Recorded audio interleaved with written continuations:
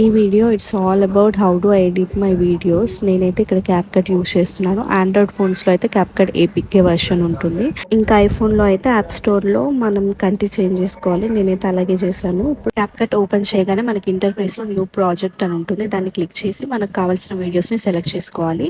Next దీని రేషియోని పెట్టుకోవాలి. షార్ట్స్కి అయితే 9:16, లేదు మనకి లాంగ్ వీడియోస్కి అయితే 16:9 పెట్టుకోవాలి. తర్వాత మీకు ఏమైనా ఎఫెక్ట్స్ కావాలనుకుంటే ఇలా స్ప్లిట్ ఆప్షన్ ఉంటుంది. అక్కడ ప్లస్ ఆప్షన్ క్లిక్ చేయగానే మన ఎఫెక్ట్స్ వచ్చేస్తాయి. ఆ తర్వాత నెక్స్ట్ టెక్స్ట్ ఆప్షన్లో మనకు కావాల్సిన టెక్స్ట్ని రాసుకొని ఇలా సైజ్ని చేంజ్ చేయొచ్చు. ఆ తర్వాత మనకి టెక్స్ట్ ఎంతవరకు కావాలో ఇలా అడ్జస్ట్ చేసుకోవాలి.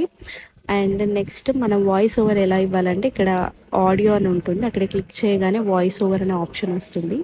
నార్మల్గా ఫోన్ నుంచి వాయిస్ ఓవర్ ఇవ్వచ్చు. ఎడిటింగ్ అయిపోయాక పైన ఆరో మార్క్ ఉంటుంది, సేవ్ చేసుకోవడం. క్యాప్కట్ అయితే ఇండియాలో బ్యాన్ చేశారు. ఏ యాప్లో చేసుకున్నా సేమ్ ఇదే ప్రాసెస్లో చేసుకోవాలి.